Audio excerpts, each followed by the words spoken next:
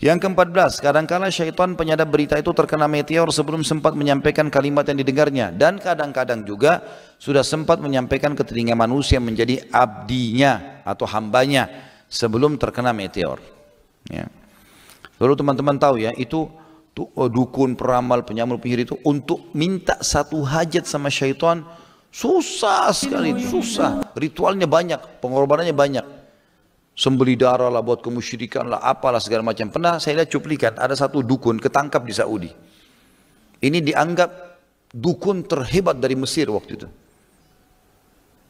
Waktu ditangkap, ditemukan di tempat prakteknya, saya lupa di kota mana di Saudi, tapi dia masuk di situ ditangkap ada banyak burung merpati yang diikat kakinya, yang diikat sayapnya, apalah macam batu segala macam.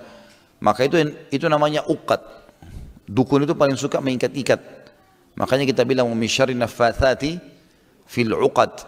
Kita minta agar jauh dari tiupan nenek sihir yang uqad, yang dia ikat-ikat. Biasanya kalau kita temukan, kalau habis ruqyah rumah kita temukan ada tertanam di ruqyah misalnya ada keluar, itu biasanya cirinya kayak kain kafan, selalu ada simpulnya. Disimpul, lewat lagi, simpul lagi. Nah ini uqad namanya. Itu kalau ditemukan kita harus buka itu uqadnya. Dibuka sambil bacain surah Al-Falaq atau An-Nas. Baru kemudian dibakar. Karena itu yang mengikat. Ya, ada orang subhanallah susah melahirkan gara-gara diikat seperti itu oleh mereka. Orang-orang yang jahat ini. Ya, seperti itulah. Subhanallah itu ketangkap. Maka dia sempat heran. Dia bilang sama orang-orang yang menangkapnya dari para ulama. Ada memang khusus ditugaskan untuk itu.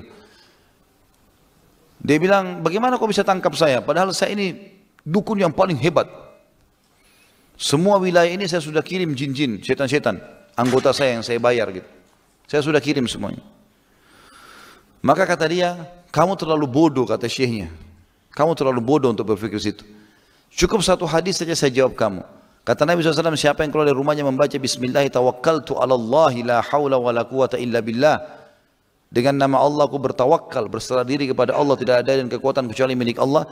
Kata Nabi SAW, semua syaitan yang menemuinya akan berkata pada teman-temannya, orang ini nggak bisa kita ganggu karena sudah Allah lindungi. Saya baca itu saja sudah cukup, belum lagi banyak rahasia zikir yang saya baca. Saya nggak usah sampaikan kepada kamu. Maka setelah itu, teman-teman namanya ini kelompok Hay'a Amil Ma'ruf Nahi Munkar. Di Saudi itu ada kementerian sendiri, khusus penyeru kepada kebaikan, pelarang dari kemungkaran. Kalau teman-teman lagi umroh atau haji, biasanya kalau musim pas tiba waktu sholat ada mobil lewat tuh. Ada kerangkengnya biasanya. Dia pakai mic. Kamu yang di sana sholat. Hei yang di atas tuh. Dipermalukan orang gitu. Dia keliling pasar. Kalau masih ada yang buka denda. Kalau buka lagi sholat 100.000 rial dendanya. Nah boleh tutup. Kalau diketangkap yang kedua kali tidak ada lagi izin usahanya. Selesai. Ini kelompok kuat sekali di Saudi ini. Nah ditangkaplah dukun-dukun. Lalu apa disuruh praktekin? Coba kamu praktekin sekarang. Bagaimana kau panggil syaitanmu itu? Saya lihat sendiri cuplikannya. Dia pakai baju merah, dukunnya itu kemudian dia bawa cambuk kuda. Dia bilang, saya terus panggil-panggil nama syaitan dan saya cambuk badan saya.